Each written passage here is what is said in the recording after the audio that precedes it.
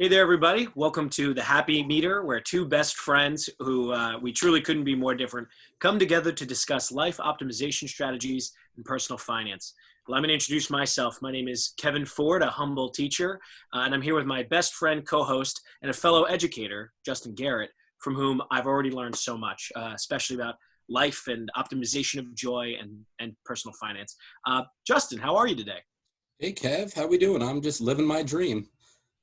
That's awesome. I mean, you look fantastic. I like that blazer you got rocking today. Oh, thank you. You look good too. I like the bookshelves you got in the back. I try. I do What, read books sometimes. what book you reading right now? I just finished a little bit of modern French. Now I think I'm going to go down a whole thing there, but that's getting far afield. Let's focus on the happiness meter. The modern French literature might not bring it for most of our listeners. Why are we here, Justin? Talk a little bit about who you are and why people should listen to you. Where do you come from? Well, Kevin, I grew up in the Catskills in New York State, which is about 2 hours north of New York. I ended up going to college to study teaching in Vermont. I was a big downhill skier there and had some great experiences at a school called Castleton University. From there, I ended up in Teach for America, which is an organization that works on serving in high need schools across the whole country. And it brought me to Baltimore, and I've been teaching middle school math ever since. And I remember meeting you in 2011, and we were at a program called the Institute, which is where Teach for America folks come together to train the summer before they start teaching. And I still remember meeting you that time and you actually asking me to be your roommate without knowing me. And it's only been history since, man. We were such young whippersnappers, so innocent. Yeah, and so you coming from up north, I'm a Maryland boy through and through. Born in Columbia, Maryland, went to the University of Maryland, had not really much thought to teaching, but I found myself with Teach for America, as you said. We met at Institute, became best friends. We lived together for years, and I also am still teaching. I went from my core experience in East Baltimore in the public schools, where I taught 6th, 7th, and 8th grade language arts, and now I'm actually at my alma mater, my old high school, which is a prep school where I teach literature and writing to my students. As I suggested in the intro, one of the things that's a cornerstone of our friendship is the fact that our passions are so different and divergent. And I think part of what we want to get to in this podcast is how one passion of yours has really impacted me. And that's personal finance, and that's being more responsible with money. I was wondering if you could talk a little bit about your journey becoming educated in that field. Well, when I first started teaching in 2011, I still remember the stress that I felt as far as coming to a new city, meeting new friends, having to move into a new house. As great as a roommate you were, it's still a strange place with no friends to start with. And so you start teaching and you have to learn how to write lesson plans. You know, you need to make sure that we are doing our grading policies, and you've got classroom management, you've got all these things on top of signing a contract. That's your largest contract you've ever had because you're 21, 22 right out of college. Yeah. But then there's a person who comes around and works and says that they're a financial advisor. And I met this person at 22, and he sold me a whole life insurance policy, and he considered himself a financial advisor. And so I signed up for this policy and ended up keeping with him for 3 or 4 years. And I had a lot of people in the finance industry who told me that this person may not be working in your best interest, that I should not have been signed a whole life policy at that time. And when I was 25, I finally learned enough to know that this person was not working in my best interest, and he padded his own wallet to be able to make money for him and not for me. There's no way I should have had a whole life insurance policy, which we'll get into what that means in a little while. And I was, I think about it a lot as far as how much money that I wasted putting into this plan over and over and over again. And again, I fed his family very well and sent them on many vacations. But me, who's young and inexperienced and didn't really know a lot at the time, he really took advantage of me. I remember when all that was happening early in our careers, because you and our roommates were getting those looks, those sit-down meetings, being told you can make all this money if you invest in these different ways. And I felt pretty foolish because they were not trying to talk to me. Yeah. But now, 9 years into teaching, I'm able to look back on that with gratitude, knowing that I dodged a bullet. Yeah. And again, it's partly because of your influence that I can recognize that. So what are you doing now? Sure. So in 2015, I decided that, again, I was going to fire my financial advisor at the time. And I went into this huge renaissance at figuring out how the financial industry works, what are financial advisors and how do they make money and all of that stuff. And I realized that there was very few opportunities where there was high quality financial advisors working with teachers. And so although I've been teaching for 9 years, the past few years I went back to school and got my financial certificate in financial planning through Boston University.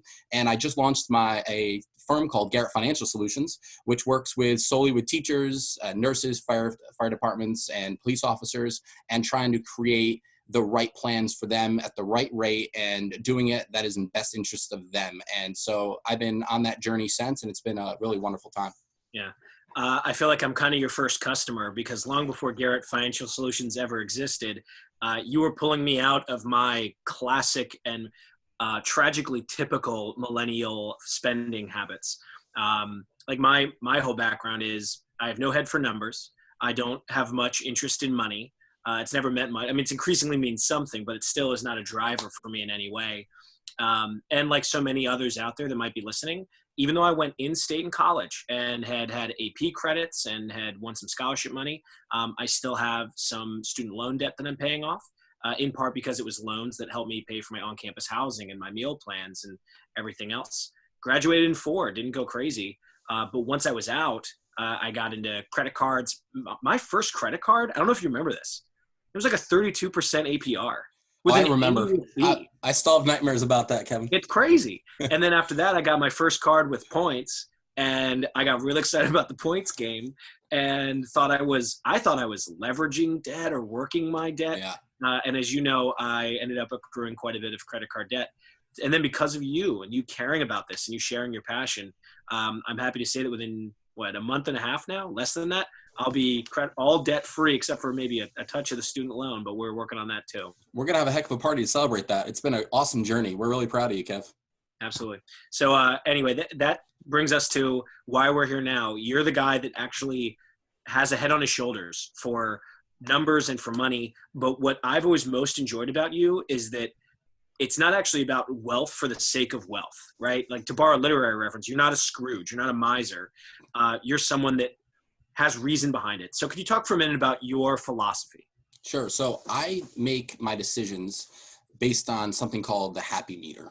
And I coined this because I really find that if you stop and you really think about what drives you, what gets your blood boiling, what makes you tick, and you really thought about that, I think if you drive your decisions based on those and those values, I think that's just a strong way to optimize life. And when I look around, I find that so many people and clients of mine or friends of mine or family of mine or strangers of mine, like, we sometimes operate in a way that is not optimized, and we spend money and our time on different things that maybe don't bring as much joy as other things. And so one of my big philosophies is what makes me tick, what makes me move, what makes me get excited. And I try to put all my resources, money, time, and effort into those things, and not waste on other things like so often I see other people doing. Yeah. My favorite thing about that is that each person has their own happy meter, and that your philosophy isn't prescriptive. Like, you're not coming out here and saying that I or our listeners are wrong because we're spending our money in any direction. What you're saying is, be thoughtful, be intentional, find out what makes you happy and invest in that. Right. So you're happy. We are very different people, and what makes you tick and what makes you really happy is not hiking up a mountain and doing 7 miles, like I did yesterday.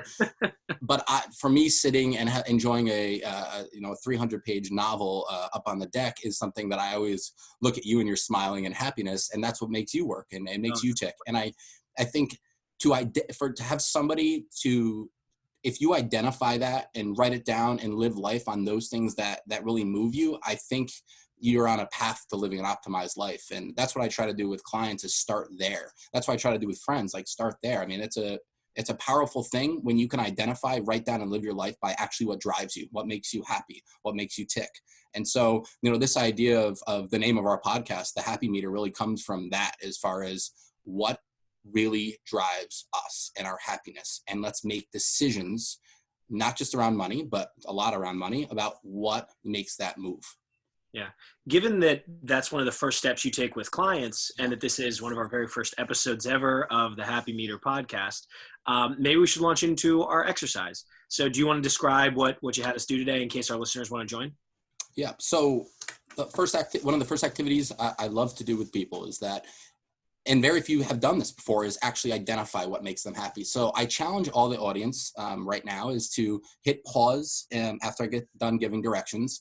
And what I encourage you all to do is just take a random scrap of paper, a napkin, or wherever you are, or even the notes in your phone, and write down the top. If you're in a car, don't use your phone. Just think about it. Yeah. And write down and identify 8 to 10 things that when you look back on your last few years, that really brought the most joy out of your life, that brought the smile, that brought the blood boiling inside of you, that kind of got your hair, pulled up in your skin. Like, what really brought that happiness out? And let's just take a few minutes and write those down. And so part of this exercise is also not saying that any one is more valuable inherently, but to say, hey, now you know at least where you should be investing your energy and your money. Right. And hopefully in listening, you might find some kinship with either me or with Justin. You might find some parallels, and you'll probably see a little bit of that gap that is so interesting in that we're so close otherwise. So right. Justin, do you want to lead off? What's one thing, we each did 5, that really brings you joy that you want to invest in? Yeah, so I love being outside, moving, running, hiking, exercise. It brings me lots of joy. I do it often. I spend a lot of my time on that. So one of my first ones is anything to do with exercise, fitness, and being outside. That's a good one. Kev, do you have that written down? I'm looking at my list. I don't have anything even close to that. I think I've dragged you on 2 or 3 hikes in our 9-year relationship. Yeah, so the closest I have to that, if I'm looking for intersection, is I wrote learning about someone else's passion in its context. So when you drag me on a hike, I'm learning about your passion in its context. So I enjoy that. Am I going to do it with you every weekend? No, because I already learned about it. Yeah. But that also means, like, when we've gone on sailing trips with one of our other friends who loves that, if I get to go to, some kind of family or cultural experience with someone that really knows it, that really is exciting for me. Yeah.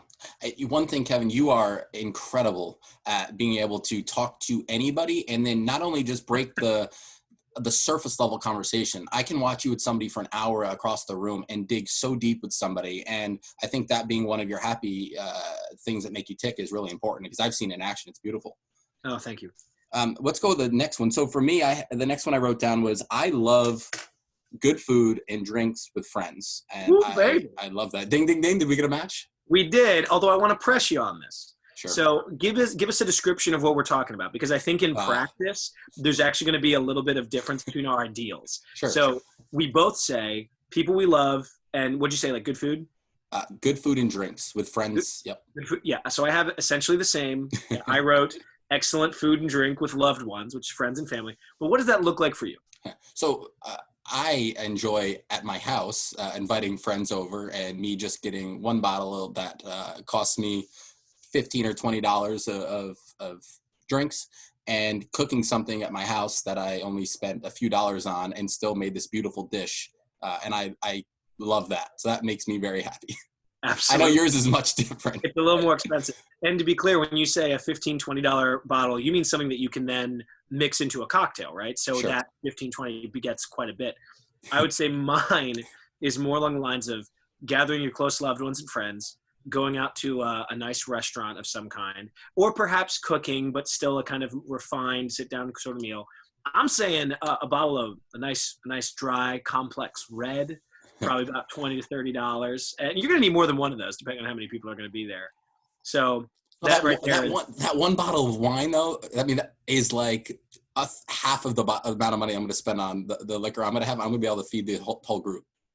Yeah, but that's why you go, everybody brings his own wine, Everyone Bring a nice bottle, and then you're good to go. And then the cost of just you at that restaurant's dish is like half the amount of money I'm going to spend at Aldi's on dinner for the entire group. I can get the whole neighborhood out, and it'll equal that amount of money.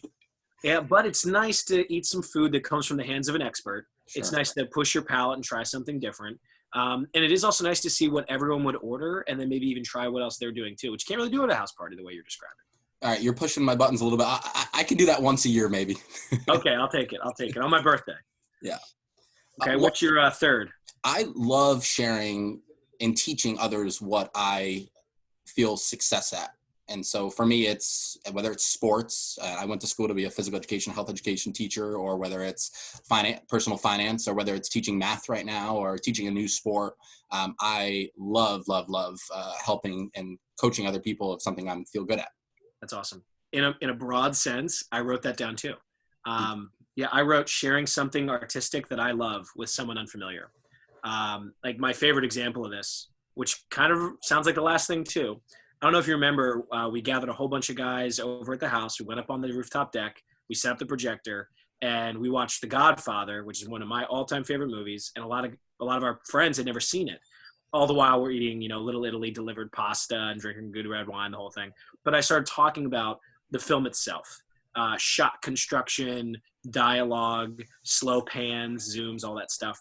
But so the idea of sharing something that I really love, that I've studied in college and beyond, with people that care enough about me to listen, which is sometimes I'll take it if that's all I can get, is another thing that's very special.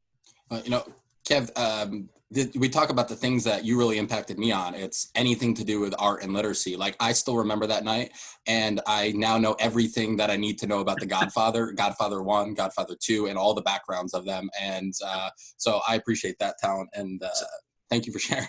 Absolutely. Sign of a good Godfather student. We ignore 3. It didn't happen. Don't worry about it. That's perfect. All right, number 4. I love sitting down with somebody and working on their budget and retirement plan with somebody. And I know for a lot of people that's boring, but I love helping people figure out their goals and figuring out a way to get there. It really gets to me. I love it. It gets me so excited. I don't sleep a lot when I think about helping people do that, because I know their life could look much different in 20, 30, 40 years if they made small changes now. And that really gets me going. So that passion is why we're here now, right? Sure. Because you've done that for me. And now I look forward to trying to help even more people out there to do the same. That's a driving passion of yours. It's so impressive. I don't have that particular passion. I don't even have something really close. I wrote successfully entertaining a group or crowd. Oh man, you are so good at this. I always thought I was okay at this. And then I met you.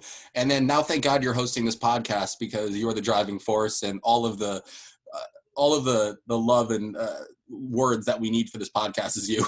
I do what I can. I mean, I love a good story, and I just like putting a smile on people's faces. So that's definitely something that gets me going. That's probably part of why I'm a teacher. Yeah. Because there's a kernel in what you said. You like being a teacher, helping people with their budgets and understanding who they are and what they value and where they should go. And for me too, being an English teacher, people don't necessarily love their English class unless it's entertaining and worthwhile. And then hopefully it speaks volumes and pays dividends down the road. There's nothing like running into a student that Kevin Ford taught and hearing about the light that you ignited in them, though. And I'm serious about that. It's a special thing. And I get to hear and see that all across the city whenever I run into some of your kids. It's pretty cool. I really appreciate that, Just. Yeah. All right, bringing it home. Number 5. What do you got? I think this might be the same because we haven't done this one yet. So, I saved this one too because I thought it would touch something. Oh, so the most obsessed thing I love to do is I love to be with either my friends or my girlfriend or my family and explore different places across the world. So travel is definitely number 1. Okay. I should have put travel. I didn't actually put travel. Do you have any idea what I put if I thought that we were going to match on this? Ooh. This is like a cornerstone of our friendship. Sure. Nope, don't know. Okay, so obviously travel. You've taught me how to travel smartly, balling on a budget, all of that stuff, which I know we're going to be talking about because that now is a cornerstone for the rest of our lives. But so is this. I wrote live performances. That should have been on my list too. Oh man, I gotta add 6 to this, and I don't know if that's. I'll not add 1, but it's up there. Because that when we're traveling, one of our favorite things to do is to catch a cover band, if not a professional band. You and I have seen John Bon Jovi at least 4 times live. I can't even speak to how many times you've seen him in your life. I think a good dozen. Yeah. It's embarrassing to say out loud. I am a 30-year-old man. Hey, happy meter, right? Invest in what brings you joy, even if somebody else doesn't get it. Speaking of a little hint here, as far as when we go to a Bon Jovi concert, where do we sit, Kevin, and why? We often sit behind him. So like Yes. behind the stage, because you're just as close, you hear it just as well. The man performs for the whole crowd. So he'll come around back and say what's up to section 807 or whatever we're in. And it's way cheaper. Absolutely. I love that. Yeah. All right. Any final thought there, Justin, on what people should get out of this or why they should listen? Yeah. So I really think everybody should do this and do this once a year with their partner, with their friends, with their whoever they live with. I think for everyone to take a second, reflect, and really decide, okay, what moves me? What makes me happy? And if we start to align our decisions based on that, not only are we going to live a much more fulfilled and optimized life, but think about this. Which we're going to talk about in our next few podcasts, if we create our budget aligned to those things, it's amazing what things actually get cut out. So for example, for me, nothing on that list talked about me owning a fancy car and why that's going to add any value to me in any way here. So, and I know that's one commonality that we've always talked about, Kevin. And I remember at our first meeting, as when you were a client of mine in that role, that was one thing we shared about that really pushes your budget. It's saved on. You've never had a car loan and you've never had expensive insurance on your car because that's not a priority for you. Now, for other people, that might be a priority. So their values would be switched and their budget would look different. But another thing for me, as you could tell by my budget, me going out to a fancy restaurant and having beautiful fancy cocktails, I get really I shake about because I just hate it. And when someone says, as friends, should we go there as a group? And I'm like, ah.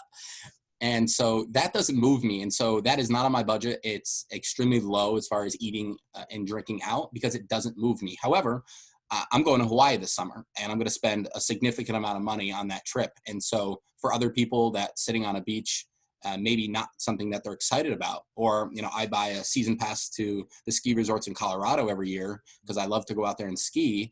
And that is something that's important for me. So for me to put that in the budget, it moves me. It makes me happy. And those are memories I'm never going to regret spending money on. So my push for everybody is to start in your financial journey. If you ground your decision and your budget and your decision making based on what drives you, what makes you happy, and to do that with your partner is a powerful, powerful thing. Do you have any reflections, Kev? Just that this philosophy, since you shared it with me, and I like to think that I was there in the early incubation periods, but it really does have a broad and profound impact. The idea of recognizing what do you really value and to live intentionally. It connects with all of these other concepts of mindfulness that we hear increasingly about. I don't think anyone at the last day wants to look back at their life and realize that they weren't thinking particularly critically throughout, or that they weren't making choices on purpose. Mm-hmm. And that's something you've helped me do. When it's a Sunday and I got to teach for a week the next day and I want to go out and just grab an easy lunch and a beer somewhere, be able to stop and think, is that really where I want to spend $25 to $30 right now? Or do I want to invest that in a better experience? Or do I want to invest it in a much larger thing down the line? And so I think all that's very, very helpful. And I'm so glad to be able to continue growing and learning from you and sharing that with an audience. So Kevin, we hope to do this for a very long time and have a lot of podcasts. And the reason for that is I would love to provide as much free resources and content for people as possible that want to do a lot of their saving and budgeting and things on their own. And so over the next, hopefully, months and years together, I really hope that we're able to put some amazing content and stories and make financial literacy and life optimization hacks fun and real, that it's among two friends. And for us to just chat about these things, especially since we're so different, I think is going to be a really powerful thing. And so over the coming months and years, I really hope that we're going to be able to tackle topics like budgeting and how to most effectively get rid of your debt, student loan decisions and talks, what the difference are between IRAs and traditional IRAs and 529s and 457s and all these retirement vehicles that are out there. Yeah, you're confused, Kevin? You all right? I'm a little confused, but I'll learn. But I got to say, what I'm most excited about is to share our travel hacks. All of my friends, one thing I'm known for at my school now is how often I travel. And people don't believe that I'm traveling so carefully and on such a tight budget. And it's all because of you. So I look forward to sharing all of our hacks there too. So at the end of each episode, one thing I really want to do, and we're going to go back and forth on these once in a while, but we're going to end with one or two just savings hacks that we hope listeners can take and make a decision if this hack does it fit in their repertoire? Does it make them happy? And so we'll do a bunch of variety of ones every episode, sometimes on travel, sometimes on random life things. Like, that I take lots of deer meat from my dad or my brother, and I don't spend a lot of money on chopped meat. That's a huge savings hack. There's already one, Kevin. So the list, we hope it grows and grows over time. So today I want to recap a few that we already talked about and then add one at the back end. Okay? I love it. Shoot. Yeah. So the first one is, I never thought we would be bringing this up so early, but the behind the stage decision at a concert is actually transformational. And so we do this a lot where if it's a band that we don't feel like we need to be directly in front of, like we don't want to spend that kind of money, we have found that is it better to spend, say, $100 to be all the way in the back row in front of the stage, or up in the 200-300 wings and the right and left of the stage? Or does it make sense to spend that much or less, sit behind the stage, and you can be sometimes 20-30 rows back? And I think that's a really powerful hack to save money and still get a better quality show. We've done that a few times. It's been great. And yet, to clarify that, the whole thing you're asking the purchaser to do is think, what is the actual experience you enjoy? If it's the music, there's no bad seat. Yeah. If it's the environment, the energy of being around people that love the same artist you do, then there's no bad seat. If you need to see the guy's face, I guess you want to pay a premium for it. But for us to be closer to the stage, to know that any good artist is going to be working the entire stage, it's a no-brainer. Right. Save a little bit of money, get into the environment, have a blast, make a memory. And whenever my mom's with us, because she's a big Bon Jovi fan, she actually likes being in the back anyway, because she likes his bottom. So she has her reasons. Right, exactly. Second thing is adding on to the concert piece, since we're on it right now. And you've seen me do this before, since I live in a city, and this is for anybody out there who lives in a city, using StubHub or a secondhand ticket offering. And I use these a lot in last minute tickets for if there's a show that I'm not insanely crazy about going to, but I would like to go if I can get a cheap ticket. So you'll see me a lot of times, Kevin, leave the house and head downtown. For example, Celine Dion played in Baltimore the other day, and I would like to go. I would certainly love to see Celine Dion. She's in Baltimore. She's in our city, but I'm not willing to spend the $250 ticket that Ticketmaster was charging in the beginning in order to be able to go. So I walked over and I sat outside and I just circled the stadium for a few minutes. I looked for either scalpers, or I looked on my app and I looked on StubHub to see the price just drop and drop and drop and drop all the way till about a minute before showtime. And I got a $150 ticket for $40 on StubHub, hit bought. Then I went right over to the ticket counter and I walked in for $40 for that normally would be $150. And we talk about the happiness meter. I had such a great time that night for like 1/3 the value of the person sitting next to me. And that was a really cool hack. Did you miss anything? No, it was amazing. And Kevin, she had drones inside the Royal Farms Arena in Baltimore that came up during the Titanic song. And just like, I can't get it out of my head. I'm so glad I went. That's fantastic. Yeah, it was great. So, and then the last thing is just the overall strategy of optimizing your list as far as your happy meter list. And so I really encourage everyone out there. I've done this with my girlfriend. I've done this with friends. I've done this with family, but specifically your significant other. It's amazing when you can get on the same page and identify what actually makes you happy and write it down, and then to see the bridges that form. Because when you can start making decisions based on those intersections with, either a couple or by yourself, I think your life can be very different and transformed over the long run. So. Yeah. If I may try to concoct a metaphor real quick, when you're talking about like a life partner, the more bridges there are, the easier it will be to continue your journey. Man, I think we have to end on that. That's just beautiful. Thank God you're here, Kevin. Well, no one really wants to hear my voice. They just want to hear yours. You sound so great. I get one the corny saying a show.